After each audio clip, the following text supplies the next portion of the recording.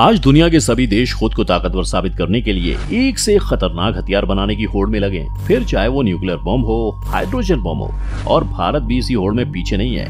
उसने भी अपने देश के लिए घातक से घातक हथियार तैयार कर रखे हैं। पर आज हम अपने वीडियो में ऐसे हथियार की बात करने जा रहे हैं जो हमारे पड़ोसी देश चीन और पाकिस्तान के होश उड़ा देगा।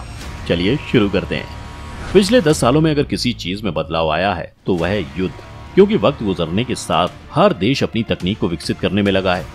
अमेरिका जैसे विकसित देश अपनी तकनीक में विकास करने के लिए ज्यादा से ज्यादा घातक हथियार बनाने के लिए काम कर रहे हैं, क्योंकि वो ऐसे हथियार बना रहे हैं जिसके लिए इंसानों की जरूरत कम पड़े। इससे एक तो ये फायदा होगा कि युद्ध में सैनिकों के मारे जाने का डर नहीं होगा और दुश्मन देश को ज्यादा नुकसान पहुंचाया जा सकेगा।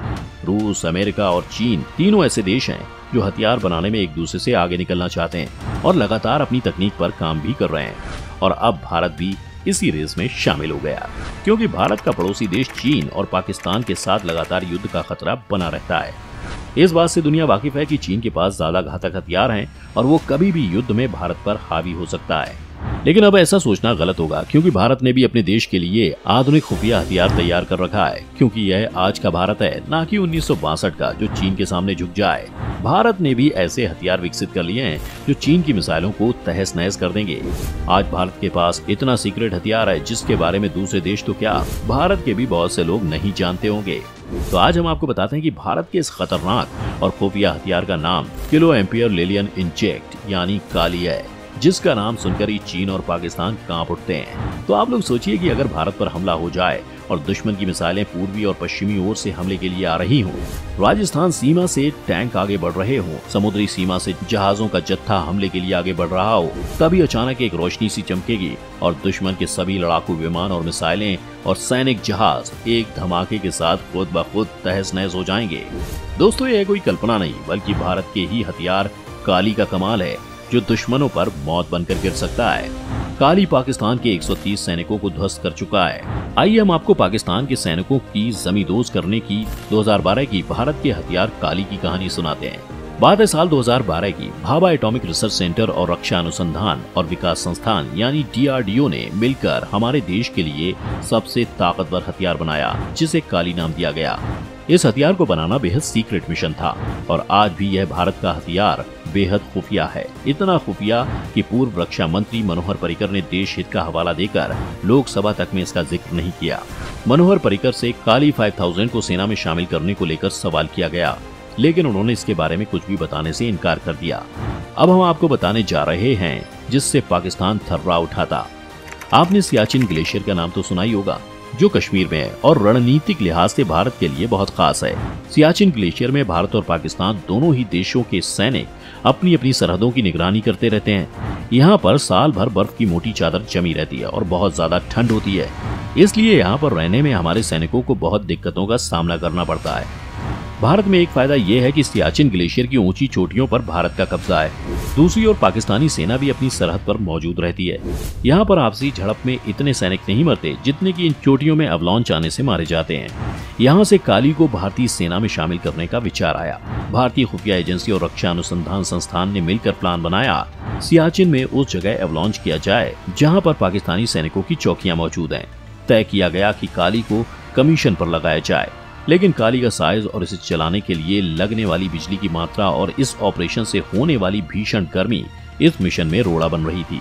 इस कंडीशन में काली को सियाचिन ग्लेशियर की चोटियों पर ले जाना तो मुश्किल था ही, साथ ही परेशानी ये भी थी कि अगर काली को वहां पहुंचा भी दिया जाता तो उसे चलाने से वहां इतनी गर्मी हो जाती कि जिस बर्फीले एरिया में उसको लगाया जाता वहां खुद भी बर्फ पिघल जाती। तब प्लान बनाया गया कि काली से हमला करने के लिए उसको सियाचिन की चोटियों पर इंस्टॉल करने के बजाय किसी प्लेन पर फिट किया जाए। इसके लिए भारी भरकम प्लेन IL-76 को तैयार किया गया और मिशन को अंजाम देने का टाइम भी तय कर लिया गया। बस रॉ इस कोशिश में थी कि प्लान लीक ना हो जाए। सियाचिन से 1870 किलोमीटर दूर उड़ीसा के कटक में प्लेन पर काली को लोड किया गया। किसी को ये भी जानकारी नहीं थी कि आखिरकार ये भारी भरकम मशीन है क्या और इसे प्लेन पर लोड क्यों किया गया। आखिरकार काली को प्लेन पर सवार करके उत्तर प्रदेश के सहारनपुर एयरबेस ले जाया गया। यहाँ परेशानी ये थी कि काली को चलाने के लिए भरपूर बिजली कैसे दी जाए। रॉ एजेंट्स ने इसका भी समाधान निकाल लिया और एक यात्री प्लेन का इंजन खोलकर उसे IL-76 में लोड कर दिया। इसके कैपेसिटर और ट्रांसफार्मर को जोड़कर काली को बिजली सप्लाई करने का रास्ता भी साफ हो गया। काली सियाचिन में अपने टारगेट को हिट करने के लिए तैयार था, लेकिन और भी तैयारियां करना भी बाकी थी और तैयारियों को लीक होने से बचाना था। अगर प्लान लीक हो जाता तो देश को कितना नुकसान होता और साथ ही रॉ एजेंट की किरकिरी होना भी तय था।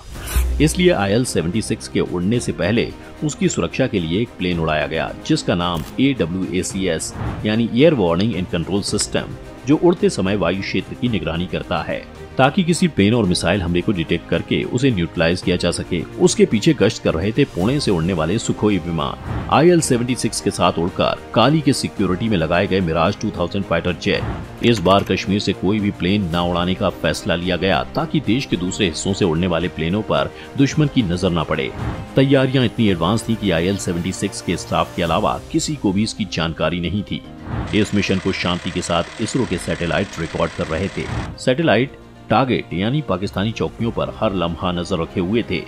7 अप्रैल 2012 को सुबह 5:40 पर काली को अपना काम अंजाम देना था। काली ने सियाचिन में अपना टारगेट ब्लॉक किया और भारी मात्रा में हैवी इंपल्स की इलेक्ट्रोमैग्नेटिक तरंगों की बौछार कर दी, जिसका रिजल्ट निकला कि सियाचिन की चोटी से बर्फ की बहुत बड़ी चट्टान खिसक गई और एवलांच आ गया, जिसकी रफ्तार लगभग 300 किलोमीटर प्रति घंटा थी। यह रफ्तार भरा तूफान अपने रास्ते में आने वाली हर चीज को तिनके की तरह उड़ाता हुआ पाकिस्तानी एयरबेस पर करोड़ों टन बर्फ की करीब 100 फीट मोटी चादर बिछा गया, यानी करीब 10 मंजिला इमारत की ऊंचाई के बराबर की बर्फ। जब तक पाकिस्तानी सैनिकों को इसकी खबर लगती, उस वक्त तक उसके 130 सैनिक इस बर्फ की चादर में दफन हो चुके थे। काली को ये काम करने में महज 15 मिनट का टाइम लगा। इसे ऑपरेशन व्हाइट वॉश नाम दिया गया। मिशन इतना सीक्रेट था कि भारत ने इसे कभी कबूल नहीं किया। अगर आपको ऐसे ही और भी ऑपरेशंस की कहानी सुननी है तो हमें कमेंट करके बताएं। वीडियो अगर पसंद आई हो तो इसे लाइक और शेयर करें और चैनल को सब्सक्राइब करना ना भूलें।